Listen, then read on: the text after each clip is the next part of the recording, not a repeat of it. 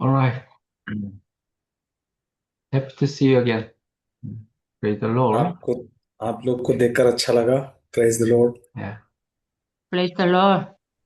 Yeah. Praise the Lord. Praise the Lord. Praise the Lord. Praise the Lord. Thank you. Thank you. All right. Let's turn to Matthew chapter 28, verses 19 to 20. आइए हम मत्ती रचित सुसमाचार 28 अध्याय 19 से 20 खोलेंगे।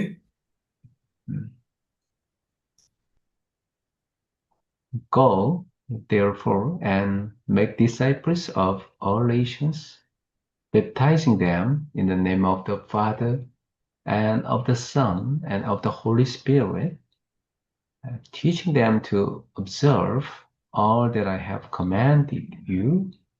And behold, I am with you always to the end of the age.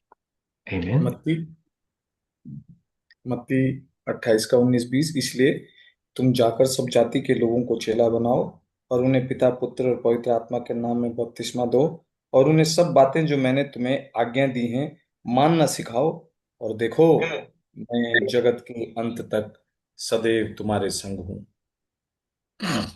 Amen. Yeah, today's title is Raise 1000 Disciple Towers. Pardon me? Do you have the manuscript? No? 목사님 잠깐만요. 나리시지? Yeah, look at our group. मैंने आज का संदेश ये भेजा। एक minute.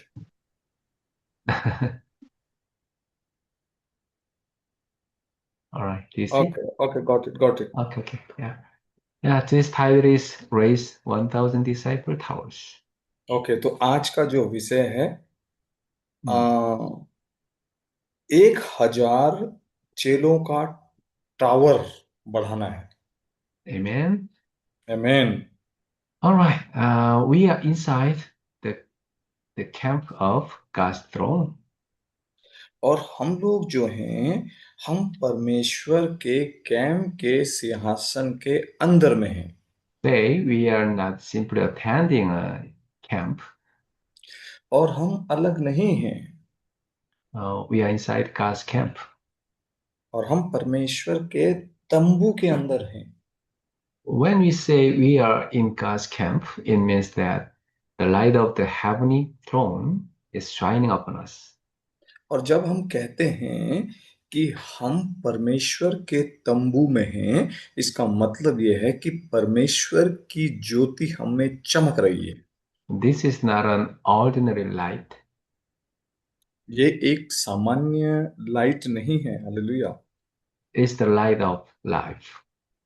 ये जीवन की ज्योति है। आमीन। Because this light is shining, people come alive. और क्योंकि ये ज्योति हमारे जीवन में चमक रही है, तो हम जी रहे हैं। We come alive. हम जीवित बन जाते हैं। Our families come alive. हमारा परिवार जीवित बन जाता है। Our churches come alive. और हमारी कलीसिया भी एक जीवित कलीसिया होती है। Our ministry affairs come alive. और इतना ही नहीं, हमारी जो सेवकाई है वो भी जीवित रहती है। In addition, entire regions can come alive.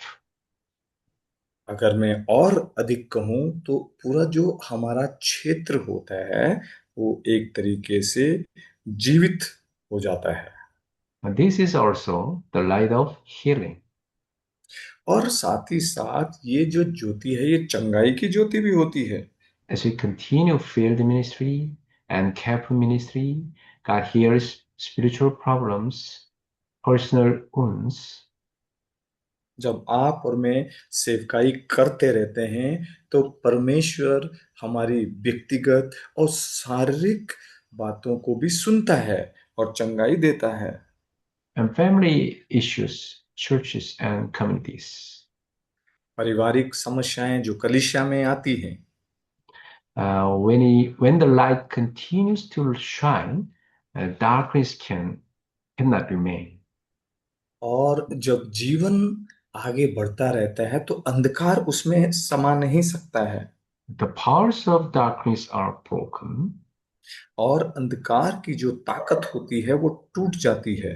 and when darkness is broken, something very important happens. और जब अंधकार को तोड़ दे नाश कर दिया जाता है तो कुछ महत्वपूर्ण होता है। Yeah. Oneness begins. और फिर हम इसमें देखते हैं कि एक मन चालू हो जाता है। Many churches exist in one city, yet often they do not work together. और शहरों में हम देखते हैं कि कुछ कलीसियाएं ऐसे होते हैं जो एक साथ काम नहीं करते हैं।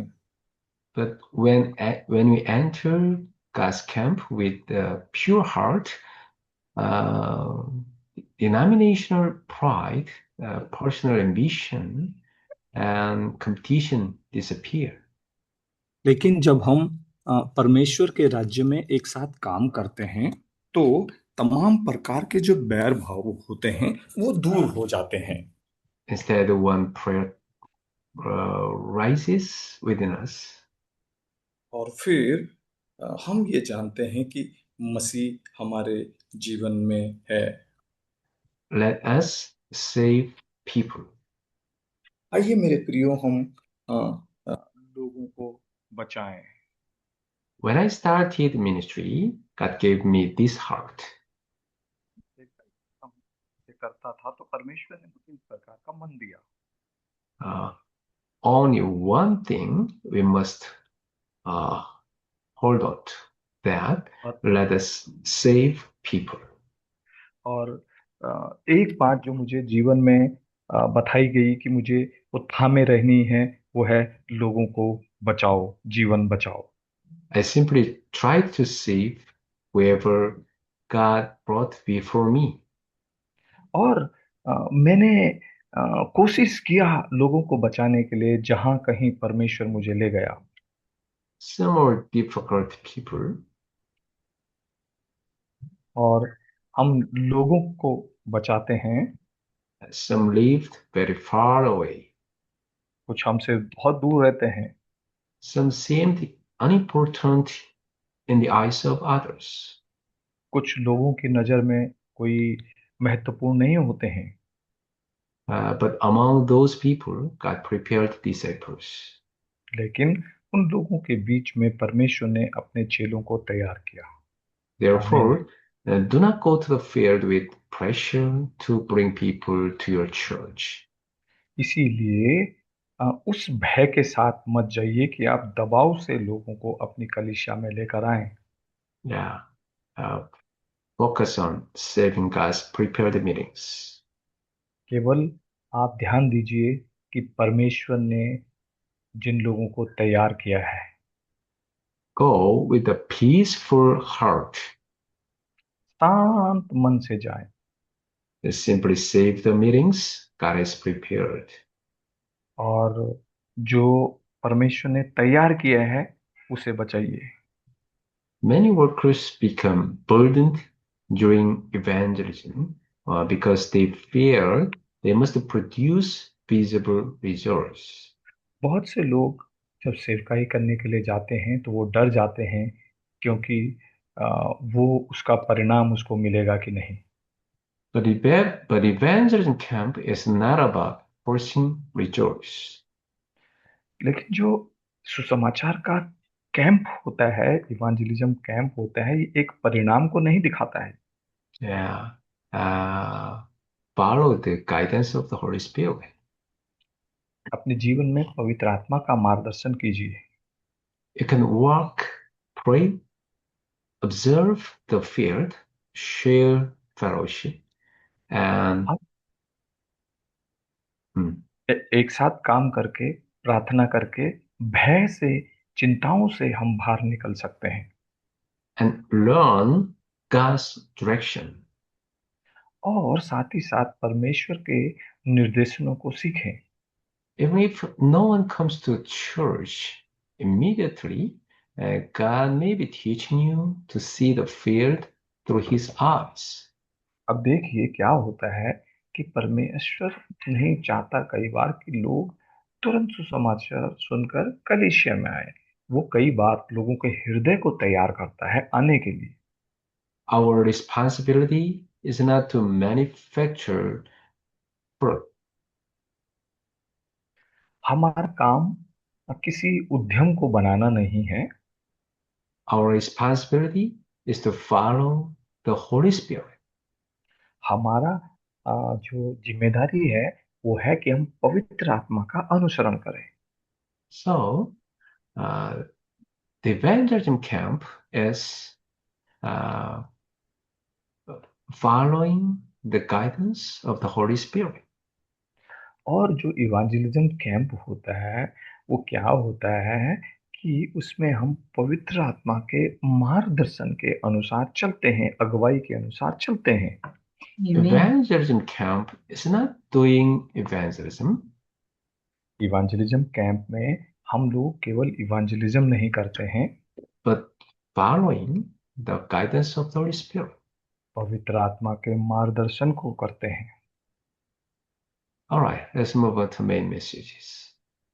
आइए हम मुख्य संदेश की ओर चलें। First, we should have the secret of 24-hour guidance of the Holy Spirit. तो पहली बात यह है कि हमारे जीवन में 24 घंटे पवित्र आत्मा के रहस्य का मार्गदर्शन होना है। Yeah. First, prayer becomes a lifestyle. इसमें पहली बात क्या होती है कि प्रार्थना हमारा जीवन शैली बन जाता है। When we enter the field, naturally we begin to pray.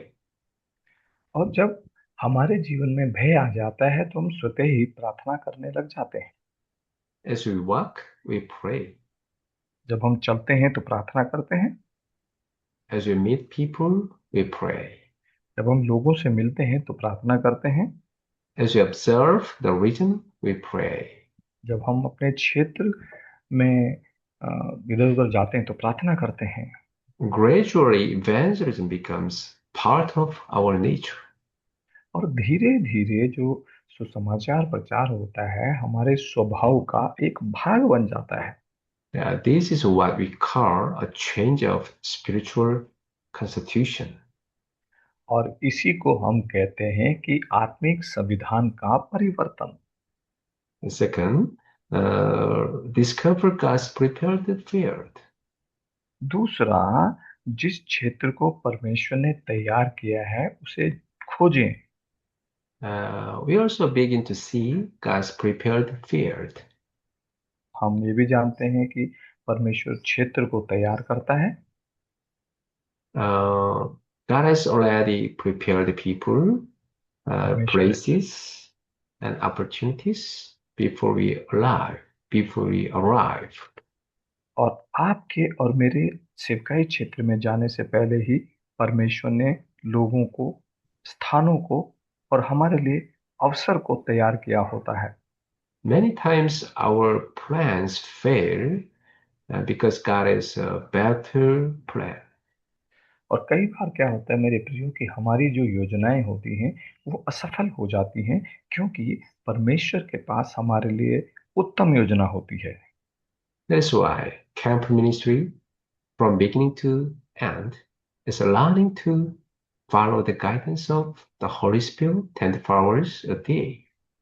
इसीलिए जो कैंप मिनिस्ट्री होती है 24 घंटे पवित्र आत्मा के मार्ग या अगुवाई के अनुसार अनुसरण करना होता है। Some people think Holy Spirit guidance is mysterious and difficult. कुछ लोग सोचते हैं कि पवित्र आत्मा का जो मार्गदर्शन है कठिन है। Actually, it's the simplest and fastest way. वास्तव की बात तो यह है कि ये साधारण और उत्तम बात है, तरीका है। Human methods may appear successful for a reason, but they often collapse later. मनुष्य जब अपने अभ्यासों के प्रयासों के द्वारा काम करता है तो वो असफल हो सकता है और हो जाता है। So, build what God establishes. तो इसलिए याद रखें तीसरी बात यह है कि जिस चीज को परमेश्वर ने आ, स्थापित कर लिया है उसे बड़ा बनाएं। Human methods produce temporary results. मनुष्य का जो तरीका होता है उसका परिणाम जो होता है अस्थायी होता है, Yeah. The Holy Spirit's guidance produces lasting fruit. लेकिन जो पवित्र आत्मा का अगुवाई होता है उसका फल हमेशा के लिए होता है। Yeah. So follow God's timetable rather than personal plans. इसलिए मेरे प्रियो, आइए हम परमेश्वर की समय सारणी का अनुसार करें, न कि अपने ही योजनाओं का। Why spend our lives building sand castles? क्यों हम अपने जीवन को कुछ केंद्रित चीजों को बनाते हुए बिताएं? We must build on what God Himself establishes. हमें उस चीज को बनाना है जिसे परमेश्वर ने स्थापित किया है। Second, दूसरा, let us establish the 10,000 towers. आइए हम आ, 1,000 चेलों के टावर को बनाएं। Yeah. This year, God has given us a mission. इस साल परमेश्वर ने हमें एक मिशन दिया है, Establish 1,000 towers. 1,000 टावर को आ, बनाना है, तैयार करना है। What does it mean? क्या मतलब है इसका? It means finding and raising disciples. इसका मतलब यह है कि चेलों को ढूंढना है Yeah. और उन्हें तैयार करना है। It is not merely gathering crowds. इसका मतलब ये नहीं है आसान तरीके से कि लोगों को इकट्ठा करना। The key is establishing disciples who will become spiritual towers in their regions. मुख्य बात यह है कि उन्हीं के क्षेत्र में जो परमेश्वर के टावर को स्थापित कर सके। Yeah. Let's establish spiritual towers in every region. आइए हर एक क्षेत्र में हम आत्मिक टावर को बनाएं। To build a tower, three things are necessary. अगर आप टावर, जिसे शिखर भी कहते हैं, अगर आप टावर को बनाना चाहते हैं तो इसमें 3 महत्वपूर्ण चीजें चाहिए। First, platform. पहला, एक, जिसे हम कहते हैं, एक स्थान, चबूतरा जिसे कहते हैं। People must have a place together. एक स्थान हमारे पास होना चाहिए जहां लोग इकट्ठा हो सकें। So every church should prepare a platform. हर एक कलीसिया को एक स्थान तैयार करना है। A platform may include worship, training, fellowship, children's ministry, youth ministry, healing ministry, or ministries for different ethnic groups. एक कलीसिया में जो स्थान हम तैयार करते हैं, जहां लोग इकट्ठा होते हैं, वहां आराधना, संगति, चंगाई की सेवकाई, बच्चों की और जवानों की सेवकाई, और अलग अलग समुदाय के लोगों के Yeah. लोग होने चाहिए। Many people today are spiritually wounded. बहुत से लोग आत्मिक तरीके से इसमें बढ़ते हैं, Many students are wounded. और जो मुख्य बात ये होती है, ये हमें आगे बढ़ाता है। Families are wounded. परिवार, Families are wounded. And many kinds of professionals are wounded also. और जो अ, बड़े अनुभवी लोग होते हैं वो भी इसमें होते हैं। Therefore, churches must prepare healing platforms where people can encounter Christ and experience restoration. इसीलिए चर्च को इस प्रकार के कैंप को करना चाहिए जहां चंगाई हो और लोग मसीह का अनुभव अपने जीवन में करने वाले हों। When the platform is ready, disciples can come and grow.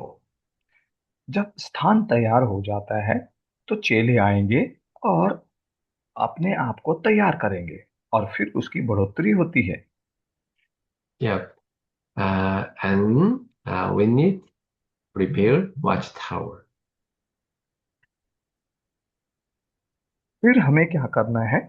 हमें वॉच टावर तैयार करना है। A watchtower goes out to the field. और वॉच टावर क्या है? ये सेवकाई के क्षेत्र में जाता है। There's the ministry that goes into the field. और वॉच टावर यही है कि इसकी सेवकाई सेवकाई क्षेत्र में होती है। For example, camp team continually visiting the region. उदाहरण के लिए जो इवेंजलिज्म कैंप होता है उसके सदस्य जो होते हैं वो Yeah, सेवकाई क्षेत्र में निरंतर जाते रहते हैं। this is the role of the evangelism camp team. और यही इवेंजलिज्म कैंप टीम का मुख्य कार्य होता है। Every church should have workers who continually visit the field, pray और for the region. हर एक कलीसिया में लोग होने चाहिए जो उनके सेवकाई क्षेत्रों में विजिट कर सकें, Pray for the region and discover God's prepared disciples. ताकि वो क्या कर सकते हैं, सेवकाई क्षेत्र में जाकर उस इलाके के लिए प्रार्थना कर सकते हैं और चेलों को ढूंढ सकते हैं जिनको परमेश्वर ने तैयार किया है। Without field ministry, platforms become empty. और फिर जो सेवकाई क्षेत्र होता है वो एक एंटीना में बदल जाता है। The watchtower protects and watches over the region. और जो वॉच टावर होता है वो लोगों को सुरक्षा देता है और उनकी देखभाल करता है। Yeah. And third, we need antenna. और तीसरी बात है एक एंटीना बनना है। The antenna connects the field to the church. और जो एंटीना होता है वो फील्ड को कलीसिया से जोड़ के रखता है। Field systems must be established. जहां हम कलीसिया के तौर तरीके में उसको चलाते हैं। Small groups, Bible studies, mission homes, छोटे and समूह, बाइबल अध्ययन, मिशन होम घर, discipleship meetings and regional gatherings. और वहाँ हम चेलों की शिष्यता की मीटिंग करते हैं और जो सेवकाई क्षेत्र का तरीका होता है उसको कंटिन्यू करते हैं। They should continue in the field. और ये निरंतर सेवकाई क्षेत्र में होना चाहिए। Many ministries disappear because nobody continues the work. आज बहुत सी सेवकाइयाँ गायब हो गई हैं क्योंकि कोई काम को आगे बढ़ाता नहीं है। Therefore, we must establish systems that continue even when we are absent. इसीलिए हमें कार्य को निरंतर करते रहना है जब हम वहाँ होते भी नहीं हैं। This is how a disciple becomes a tower. और ये है कि कैसे एक चेला टावर बन जाता है। We can call this tower as partition. और इस टावर को हम एक पार्टीशन के तौर में भी कह सकते हैं। Now, one disciple is God's partition. एक चेला जो होता है वो परमेश्वर का बार्टिजन है। So let us 10,000 disciple partisans. और जहाँ 10,000 चेले बार्टिजन होते हैं। Yeah. First of all, observe your churches. पहले अपनी कलीसियाओं को हम ध्यान दें। Check it out. Do you have you have 3 courtyard systems? आपको और मुझे अपनी कलीसियाओं में ये देखना है कि क्या हमारे पास 3 OTR का सिस्टम है कि नहीं। Yeah.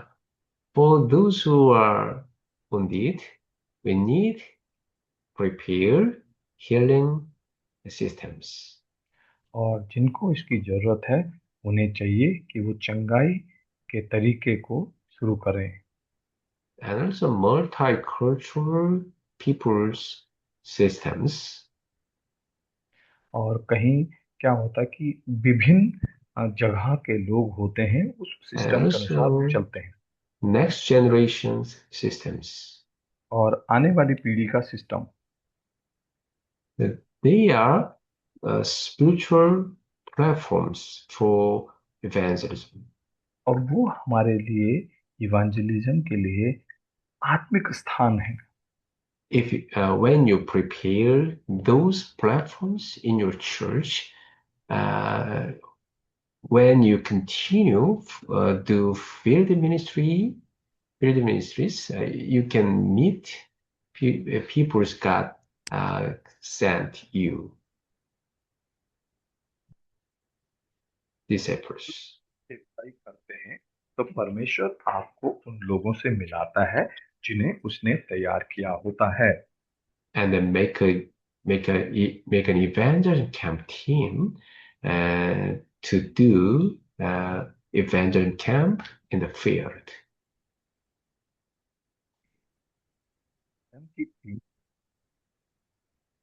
All right. Hello? Yes, Do you hear me? या All right. Yeah. Okay. Yeah. And then we need establish antenna to continue. फिर हमें एक एंटीना को स्थापित करना है ताकि सेवकाई निरंतर आगे बढ़ती रहे। In the fields, make systems. इसलिए हमारे सेवकाई क्षेत्र में भी एक सिस्टम होना चाहिए। We can call that tarakpan or max approve meetings. हम उसको धरापन या मार्क्स अपर रूम भी कह सकते हैं, And mission homes mission home भी कह सकते हैं, and specialized churches और विशेष कलीसिया भी कह सकते हैं, and regional churches. और रीजनल चर्चेस भी कह सकते हैं। Yeah, and they are field systems. और ये जो हमारा है ये फील्ड का सिस्टम होता है। All right. Let us establish towers in every church and fields. आइए हम हर एक सेवकाई क्षेत्र में टावर भी बनाएं। All right. Third, how to begin? अब तीसरी बात ये है कि ये तो हमने सब सुन लिया, लेकिन कैसे इसको शुरू करें। Yeah, the beginning is very important. शुरुआत बहुत महत्वपूर्ण है। We must start with the guidance of the Holy Spirit. पवित्र आत्मा के मार्गदर्शन से इसे शुरू करना चाहिए। Yeah, when a ministry follows the Holy Spirit, God prepares the right team. जब सेवकाई में पवित्र आत्मा के मार्गदर्शन के अनुसार कार्य होता है तो परमेश्वर सही लोगों को हमारी टीम में देता है। Never try to do ministry alone. कभी भी सेवकाई अकेले करने की कोशिश मत कीजिए। Yeah, build teams. टीम को बनाएं, Raise co-workers. अपने साथ सहकर्मियों को तैयार कीजिए, And train disciples. चेलों को तैयार कीजिए। God always works through teams. परमेश्वर हमेशा टीम के द्वारा कार्य करता है। Another important key is the 3-day forum. और 3 मुख्य स्थान होने चाहिए। Yeah. Whenever workers gather, discuss today's work, today's prayer, today's event. तो 3 आज होने चाहिए हमारे साथ में। वो क्या क्या होना चाहिए? आज का वचन, आज की प्रार्थना आज का इवांजलिज्म। Yeah. Amen. आमीन। As we continue this forum, God's direction becomes clear. और जब आप इस प्रकार से एक फोरम या फीडबैक जिसे करते हैं उसमें करते हो तो परमेश्वर निरंतर हमारे साथ बात करता है। Within the team, God reveals the next field, the next opportunity, and the next desire. और जब हम ऐसा करते हैं तो परमेश्वर हमारे लिए अगला चेला, अगला सेवकाई क्षेत्र तैयार करता है। And there are three groups involved in every camp ministry. और हर एक कैंप मिनिस्ट्री में तीन महत्वपूर्ण बातें होती हैं। Yeah. First, internal team. पहला अ, आंतरिक टीम होती है एक। The workers and disciples already inside the ministry. अब उसमें क्या होता है कि कार्य करने वाले और चेले उस टीम में होते हैं। Yeah, you must first prepare internal team with you. तो सबसे पहले हमें आंतरिक टीम तैयार करने की आवश्यकता है। And let's make external team. दूसरी बात, आइए हम एक बाहरी टीम भी बना लें। In every regions, churches, uh, every region, in every region, churches prepares and prayer supporters who are praying for the region are prepared.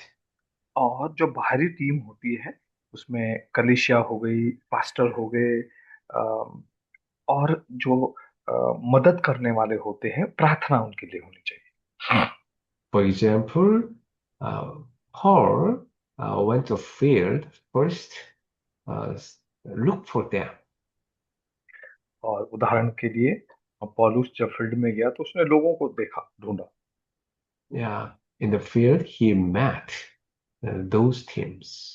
और फिर सेवकाई क्षेत्र में जाते ही वो लोगों से मिला, टीम से मिला। Yeah, uh, and we need a field team. और साथ ही साथ हमें फील्ड की टीम भी चाहिए। The prepared people God has already placed in the field. वो टीम जिसको पहले ही परमेश्वर ने फील्ड में तैयार किया है। Yeah. For example, Paul met Lydia and Priscilla and Aquila. उदाहरण He, के लिए yeah, उदाहरण के लिए पौलुस, प्रिस्किला, अक्विला, लीदिया इन लोगों को मिला। yeah, they are prepared field teams. और ये जो हैं वो फील्ड के तैयार किए गए लोग हैं। Yeah. The prepared people God has already placed in the field. आ, इन लोगों को पहले ही परमेश्वर ने सेवकाई क्षेत्र में तैयार कर किया होता है। Yeah. When these three teams connect, renal evangelization begins. जब ये तीनों चीजें तैयार हो जाती हैं तो इवांजलिज्म चालू हो जाता है। And fourth, how the ministry progresses. चौथी बात यह है कि अब सेवकाई की उन्नति कैसे होती है। As leaders, we must learn to see the entire field. अगुवा होने के नाते हमें पूरा क्षेत्र देखना चाहिए। Jesus saw people wandering like sheep without a shepherd.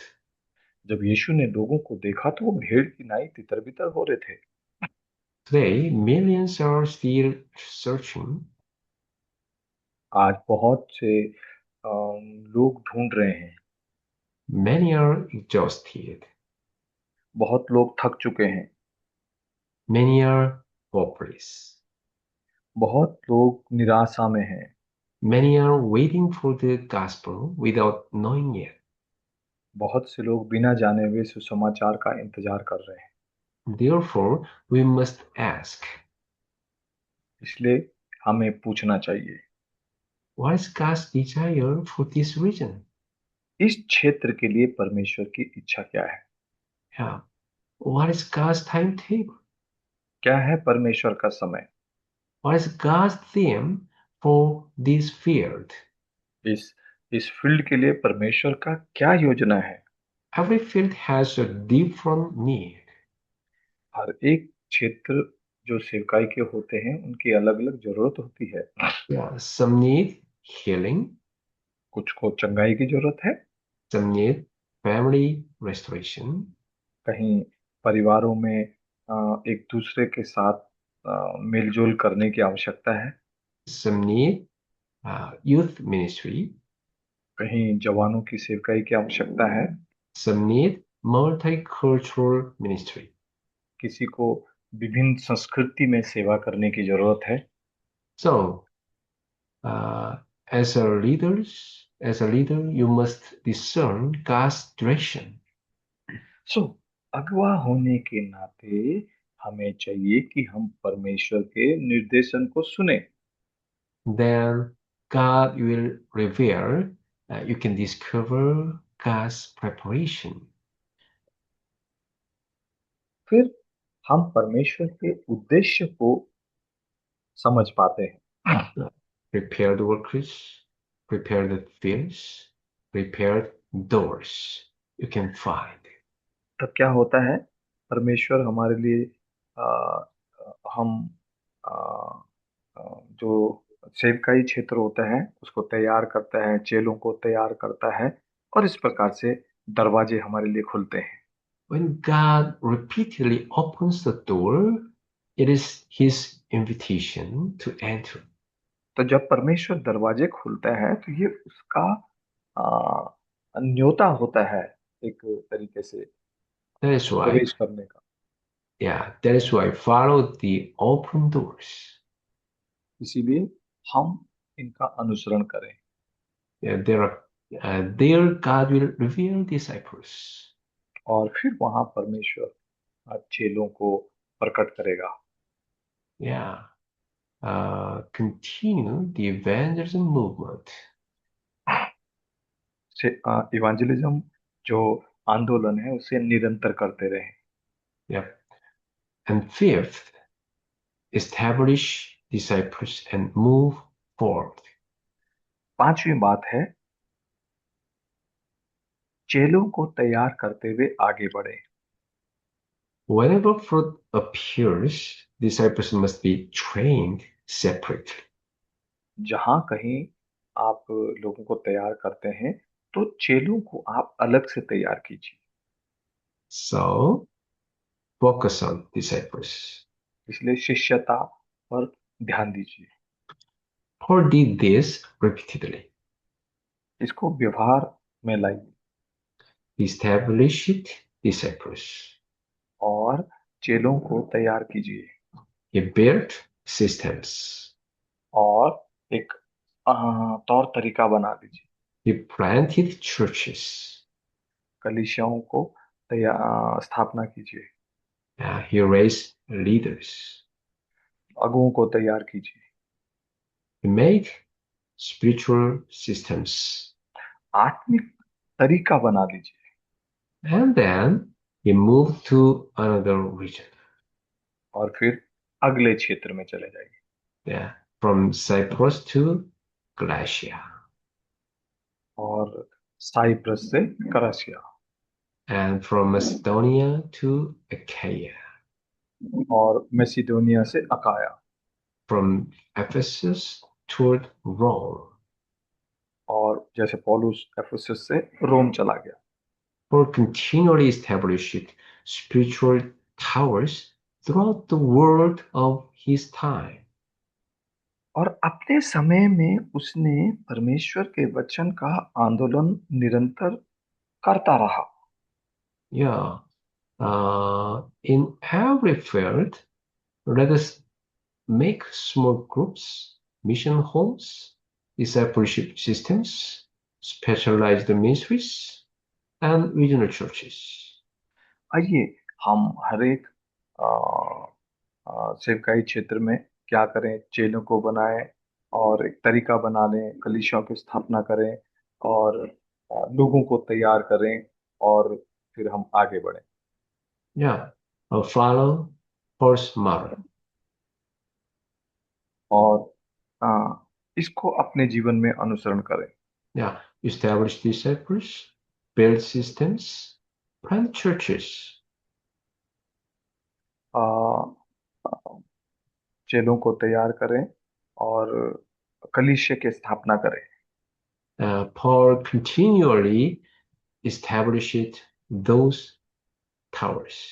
और पौलुस ने निरंतर इन टावरों को तैयार किया। Yeah, this was Paul's camp ministry, और ये पौलुस की कैंप सेवकाई थी, his disciple movement, शिष्यता का आंदोलन, and Paul's 1,000 towers mission. और पौलुस अपने मिशन के साथ आगे बढ़ता रहा। Now, what is your mission? अब आपका मिशन क्या है? Yeah, let us prepare our mission. आइए हम अपने मिशन को तैयार करें। All right, let's move on to conclusion. आइए हम निष्कर्ष की ओर जाएं। The most important thing is not where we begin. महत्वपूर्ण बात ये नहीं है कि हम कहाँ शुरू करें। The most important thing is that we begin with the Holy Spirit. महत्वपूर्ण बात यह है कि हम पवित्र आत्मा के द्वारा शुरू करें। आमीन। Yeah, start with the Holy Spirit. पवित्र आत्मा के मार्गदर्शन से अपने कार्य को शुरू करें। The beginning must be led by the Holy Spirit. हमारी शुरुआत पवित्र आत्मा के द्वारा होनी है, The process must be led by the Holy Spirit. ताकि जो हमारे स्थान है वो पवित्र आत्मा की अगुवाई में हो। So let's continue with the Holy Spirit. इसलिए निरंतर पवित्र आत्मा में आगे चले। The completion must be led by the Holy Spirit. और जो हमारा कार्य का समापन होता है वो भी पवित्र आत्मा की अगुवाई में हो। Yeah, as we enjoy the light of God's throne, may every step become evangelism camp ministry. तो जब हम इस प्रकार से कार्य को करेंगे तो जो हमारा सेवकाई क्षेत्र है वो एक इवांजेलिज्म कैंप बन जाता है। May every meeting become God's appointment. हर एक जो हमारी सभा होती है वो परमेश्वर का एक अपॉइंटमेंट बन जाए। And may God raise 1,000 disciples who will become spiritual towers for the evangelization of India and the nations. मेरी प्रार्थना है कि परमेश्वर 1,000 चेलों को टावर बनाने में मदद करे, ताकि राष्ट्रों में सुसमाचार और भारत में सुसमाचार के लिए वो इस्तेमाल हो। आमीन। Yeah, you were chosen disciples आप चुने हुए सेवक चेले हो to raise remnants and disciples in India. ताकि आप भारत में चेलों को तैयार कर सकें, उन्हें आगे बढ़ा सकें। So remember your identity and status and authorities. हमेशा अपनी पहचान को याद रखें। You are the light of God's throne. आप परमेश्वर के सिंहासन की ज्योति हैं। Every step you take, God will shine the light. जो भी कदम आप अपने जीवन में लेते हैं, परमेश्वर And चमकेगा उसमें। all forces of darkness will be broken down. हर एक अंधकार की शक्ति नाश हो जाएगी। God has given us the authority to bind every darkness. परमेश्वर ने हमें अधिकार दिया है कि हम अंधकार को बांध सकें।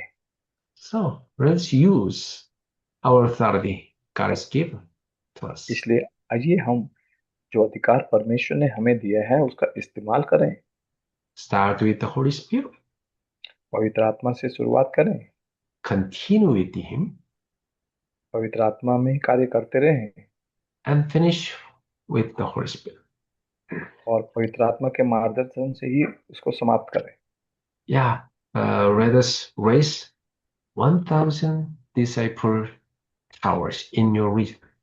आइए हम अपनी सेवकाई क्षेत्रों में 1,000 इवेंजलिज्म के टावर स्थापित करें।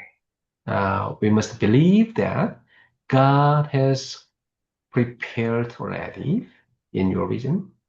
हमें ये भी विश्वास करना है कि परमेश्वर ने ऑलरेडी या पहले से ही ये हमारे सेवकाई क्षेत्र में तैयार कर लिया है। All we have to do is to be led by the Holy Spirit. बस हमें करना क्या है कि हमको पवित्र आत्मा की अगुवाई में चलना है। God will be with you. Be victorious day. परमेश्वर आपके साथ होगा और आपका जीवन एक विजयी दिन होगा। All right, let's pray. प्रार्थना करें। Dear Lord, thank you for giving us very important message even today. Amen. प्रभु हम धन्यवाद देते हैं कि आज आपने हमें एक बहुत महत्वपूर्ण संदेश दिया है। Yes, you have called us as your disciples to save India and the world. आपने हमें अपना Amen. चेला कहा है ताकि हम भारत और दुनिया को बचा सकें। Even though we are so weak, but you are complete, you are omnipotent. प्रभु हालांकि हम कमजोर हैं लेकिन आप तो सर्वशक्तिमान हैं। We believe that we are not alone. प्रभु हम जानते हैं कि हम अकेले नहीं हैं। The Holy Spirit is living with us. क्योंकि पवित्र आत्मा हम में है। Is working in our every step. हर एक जीवन के भाग में वो हमारे साथ काम करता है। Lord, please work through the Holy Spirit on their fears. प्रभु हमारी सेवकाई क्षेत्र में पवित्र आत्मा के माध्यम से काम कीजिए। Lord, please open their spiritual eyes उनकी आत्मिक आंखों को खोल दीजिए so that they may see your prepared answers. ताकि वो आपके जो तैयार किए हैं उत्तर हैं उन्हें देख सकें। Prepared Amen. fears, prepared disciples, prepared systems. ताकि जो तैयार किए हुए चेले हैं, तैयार किया हुआ सिस्टम है और तैयार किया हुआ फील्ड है। We commit everything to you, Lord, and trust in you. सब कुछ प्रभु आपके हाथ में सौंपते हैं। In the name of Jesus Christ, our Yeshu Masih Savior, के नाम we pray. यीशु मसीह के Amen. नाम में प्रार्थना मांगते हैं। आमीन। Amen. Amen. Thank you. All right, my pleasure. All right, let's take a break for 10 minutes. Okay, so 10 minute का ब्रेक लेते हैं All और right, फिर मिलते see you soon. हैं। Thank you. Yes. 예, 목사님 좀 이따 뵙겠습니다. Yep. 조금 이따 뵙겠습니다. Yeah.